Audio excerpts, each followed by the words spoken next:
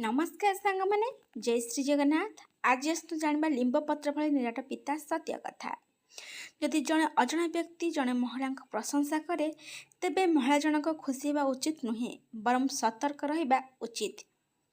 गोटे महिला से पुरुष को अधिक मन पकई थाए जे तार सब इच्छा को पूर्ण करिथाए एवं तार ध्यान तार निजठु भी अधिक रही थाए।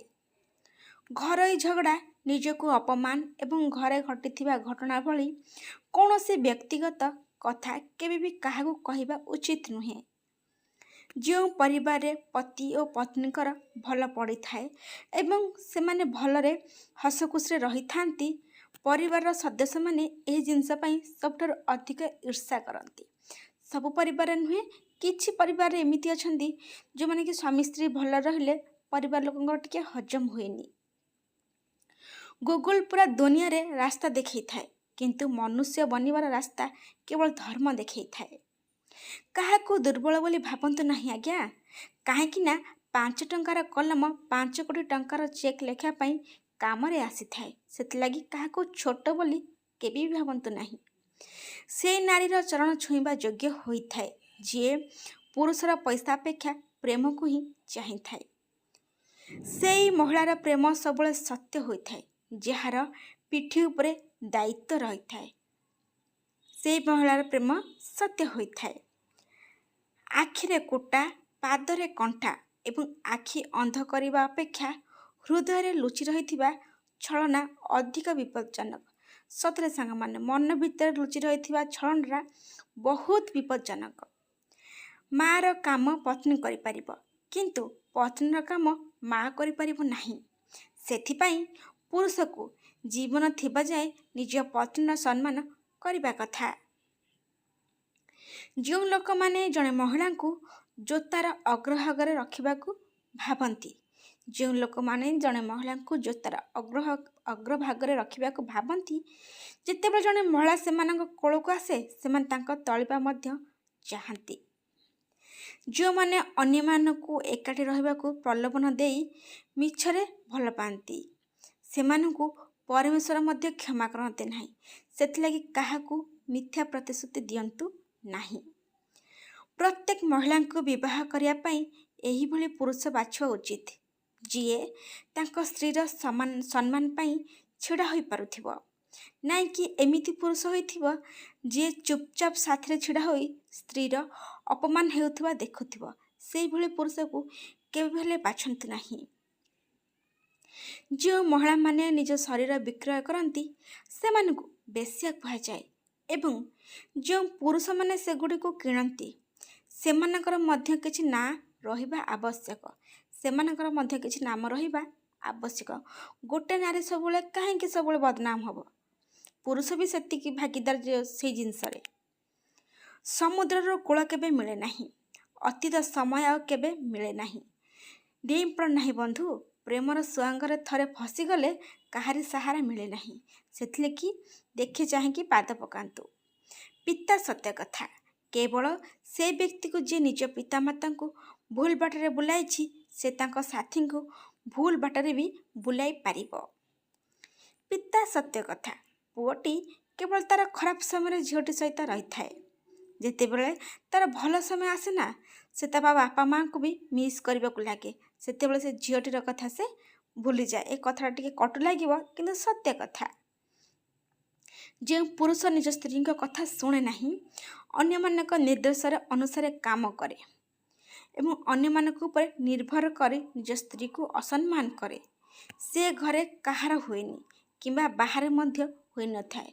ना से पुरुष कहार घर लोकंकर होई पार थाए ना बाहर लोकंकर होई पार थाए। केवल भल पाइबा एवं शारीरिक आवश्यकता पूर्ण करने एक बड़ कथा नुहे बरम परस्पर को किपरि सम्मान करेंगे, परस्पर जत्न नेबे, परस्पर को मूल्य देवे एवं भल एवं खराब समय सर्वदा परस्पर को समर्थन करेंगे एवं संपर्क बजाय रखिबे ताहा मध्य जानिबा उचित। केवल शारीरिक संपर्क रखिदेले कौन सी जिनस होई न थाए। गोटे परिवार बसैबा को हेले संपर्क भल पाइबा बुझाबणा भल मंदरे ठिया हेबा ए सब जिनस को भी तुलाइबा को पड़ी थाए तेबे जाकि गोटे भल परिवार तैयारी होई पारि थाए। ମଣିଷ ପ୍ରତ୍ୟେକ ଘରେ ଜନ୍ମ ହୁଏ, କିନ୍ତୁ ମାନବିକତା କିଛି ସ୍ଥାନରେ ଜନ୍ମ ହୁଏ। ସ୍ୱାମୀ ଏବଂ ସ୍ତ୍ରୀ ପରସ୍ପର ସବୁଠାରୁ ବଡ଼ ଶକ୍ତି ହୋଇପାରିବେ ଯଦି ସେମାନେ ପରସ୍ପର ଉପରେ ବିଶ୍ୱାସ କରନ୍ତି ଏବଂ ପରସ୍ପରକୁ ପୂର୍ଣ୍ଣ ହୃଦୟରେ ସମର୍ଥନ କରନ୍ତି। ଯେତେବେଳେ ଭାବନା ଶୁଦ୍ଧ ଏବଂ ମନ ଶୁଦ୍ଧ ହୋଇଥାଏ, ସେତେବେଳେ ପ୍ରେମ କେବେ ବି ବିପଥଗାମୀ ହୋଇପାରିବ ନାହିଁ। ଯେତେବେଳେ ଭାବନା ଆଉ ମନ ଦୁଇଟା ଯାକ ଶୁଦ୍ଧ ହୋଇଥାଏ। କୌଣସି ଦମ୍ପତିଙ୍କର ବ୍ରେକଅପ୍ କେବଳ ସେତେବେଳେ ହୋଇଥାଏ ଯେତେବେଳେ ସେ ଦୁଇ ଜଣଙ୍କ ଭିତରୁ କେହି ବି ଜଣେ ଅନ୍ୟ ତୃତୀୟ ବ୍ୟକ୍ତିଙ୍କ ଠାରୁ ଉପଦେଶ ନେଇଥାନ୍ତି। ସେଥିଲାଗି ଆପଣ ଦୁଇ ଜଣଙ୍କ ଯାକର ଝଗଡ଼ା ଆପଣଙ୍କ ଭିତରେ ହିଁ ସମାଧାନ କରନ୍ତୁ। ତୃତୀୟ ବ୍ୟକ୍ତିଙ୍କ ପଶିମାନେ ସମ୍ପର୍କ ଭିତରେ ତ ସମ୍ପର୍କ ଭାଙ୍ଗିବା ଥୟ। ଯଦି ଆପଣଙ୍କ ଗର୍ଲଫ୍ରେଣ୍ଡ ଅତ୍ୟଧିକ ମଜାମସ୍ତି କରନ୍ତି ଏବଂ ଆପଣଙ୍କୁ ଥଟ୍ଟା କରିବା ଆରମ୍ଭ କରନ୍ତି, ତେବେ ବୁଝିଯାଆନ୍ତୁ ଯେ ସେ ମାନସିକ ସ୍ତରରେ ଆପଣଙ୍କୁ ତାଙ୍କ ସ୍ୱାମୀ ଭାବରେ ଗ୍ରହଣ କରିଛନ୍ତି। କର୍ମ କହିଥାଏ କି ସବୁବେଳେ ପ୍ରସ୍ତୁତ ରୁହନ୍ତୁ ଏକା ରହିବା ପାଇଁ, କାହିଁକି ନା କିଛି ଲୋକ ହଠାତ୍ ବଦଳି ଯାଇଥାନ୍ତି। ଆଜି ଆପଣ ଯାହା ପାଇଁ ମହତ୍ତ୍ୱପୂର୍ଣ୍ଣ ଥିଲେ, କାଲି ତା ପାଇଁ ଆପଣଙ୍କର କୌଣସି ବି ହେଲେ ମୂଲ୍ୟ ରହିବ ନାହିଁ। ସେଥିଲାଗି ସବୁବେଳେ ଏକା ରହିବାକୁ ଚେଷ୍ଟା କରନ୍ତୁ ଆଉ ଟିକେ ସତର୍କ ଥାଆନ୍ତୁ କି ଯେତେବେଳେ କିଛି ବି ଅସୁବିଧା ହେବ ଆପଣ ଏକା ରହିପାରିବେ। କଳିଯୁଗର ସତ୍ୟ, ଯିଏ ଯେତେ ଲଜ୍ଜା ହରାଉଛି ତାର ସେତିକି ଅଧିକ ଚର୍ଚ୍ଚା ହେଉଛି। ଯିଏ ଯେତେ ତଳକୁ ତଳକୁ ଖସୁଛି ଏ ଦୁନିଆରେ ସେ ସେତିକି ଉପରକୁ ଉଠୁଛି। ଏହା ହେଉଛି ଆଜିକା ଯୁଗର କଳିଯୁଗର ନିରାଟ ସତ୍ୟ କଥା। ଜମିରେ ଘର ତିଆରି କରିବା ଅତ୍ୟନ୍ତ ସହଜ, କିନ୍ତୁ ହୃଦୟରେ ସ୍ଥାନ ତିଆରି କରିବାରେ ଜୀବନ ଅତିବାହିତ ହୋଇଯାଏ। ସତରେ ସାଙ୍ଗମାନେ, ଗୋଟେ ହୃଦୟରେ ଘର କରିବା ବହୁତ କଷ୍ଟ, କିନ୍ତୁ ଜମିରେ ଘର କରିବା ଅତି ସହଜ।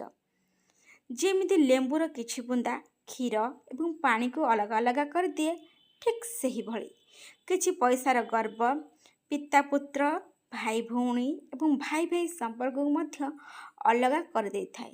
ସେଥିଲାଗି ପଇସାର ଗର୍ବ ନେଇକି ନିଜର ସମ୍ପର୍କକୁ କେବେ ବି ହେଲେ ଭାଙ୍ଗନ୍ତୁ ନାହିଁ। ବିବାହ କରିବା କୌଣସି ପିଲା ଖେଳ ନୁହେଁ। ଜୀବନରେ ଯଦି କୌଣସି ନିଷ୍ପତ୍ତି ନେଉଛନ୍ତି, ତାହେଲେ ଭାବିଚିନ୍ତି ନିଅନ୍ତୁ। କାହିଁକି ନା ଭୁଲ ନିଷ୍ପତ୍ତି ପୁରା ଜୀବନକୁ ବର୍ବାଦ କରିଥାଏ। ସେଥିଲାଗି ଯାହା ନିଷ୍ପତ୍ତି ନେଉଛନ୍ତି ତା ପୂର୍ବରୁ 100 ଥର ଭାବିଚିନ୍ତିକି ନିଷ୍ପତ୍ତି ନିଅନ୍ତୁ। କାହା ଅନୁପସ୍ଥିତିରେ କାହାକୁ ଖରାପ କଥା କୁହନ୍ତୁ ନାହିଁ। ଯଦି ଆପଣ କାହା ପଛରେ ଏମିତି ଖରାପ କଥା ଗପୁଛନ୍ତି, ତ ଖରାପ କଥା କାହା ବିଷୟରେ ଗପନ୍ତୁ ନାହିଁ। କେବେ ବି କାହାଠାରୁ ନ ମାଗିକି କିଛି ନିଅନ୍ତୁ ନାହିଁ, ଯଦିଓ ତାହା ଛୋଟ ହୋଇଥାଏ। ସେ ଛୋଟ ଜିନିଷ ହେଉ କି ବଡ଼ ଜିନିଷ ହେଉ, ନ ମାଗିକି କାହାଠୁ କେଉଁ ଜିନିଷ ନିଅନ୍ତୁ ନାହିଁ। ରାସ୍ତାରେ ଗାଡ଼ି ଚଲାଇବା ସମୟରେ ଗାଡ଼ିର ହର୍ନ ଧୀରେ ମାରନ୍ତୁ। ଜୋରରେ ମାରିବା ଦ୍ୱାରା ଅନ୍ୟକୁ ମଧ୍ୟ ଭଲ ଲାଗିନଥାଏ। ସେଥିଲାଗି ସବୁ ଜିନିଷକୁ ଦେଖି ଚାହିଁକି କରିବା ଭଲ କଥା ହୋଇଥାଏ। କୌଣସି ଅବସରରେ ଆବଶ୍ୟକତା ଠାରୁ ଅଧିକ ପ୍ରଦର୍ଶନ କରନ୍ତୁ ନାହିଁ। ସରଳତାରେ ମଧ୍ୟ ସୌନ୍ଦର୍ଯ୍ୟ ଅଛି, କେବଳ ଦେଖେଇ ହେବାରେ ସୌନ୍ଦର୍ଯ୍ୟତା ନଥାଏ। ଏମିତି ନୂଆ ନୂଆ ଭିଡ଼ିଓ ଦେଖିବା ପାଇଁ ସାଙ୍ଗମାନେ ଚ୍ୟାନେଲକୁ ସବସ୍କ୍ରାଇବ୍ କରିଦିଅନ୍ତୁ, ଲାଇକ୍ କମେଣ୍ଟ ସେୟାର ବି କରନ୍ତୁ। ସମ୍ପୂର୍ଣ୍ଣ ଭିଡ଼ିଓ ଦେଖିଥିବାରୁ ଆପଣଙ୍କ ହୃଦୟରୁ ବହୁତ ବହୁତ ଧନ୍ୟବାଦ। ଆଜି ପାଇଁ ରହିଲେ ସାଙ୍ଗମାନେ, ଜୟ ଶ୍ରୀ ଜଗନ୍ନାଥ।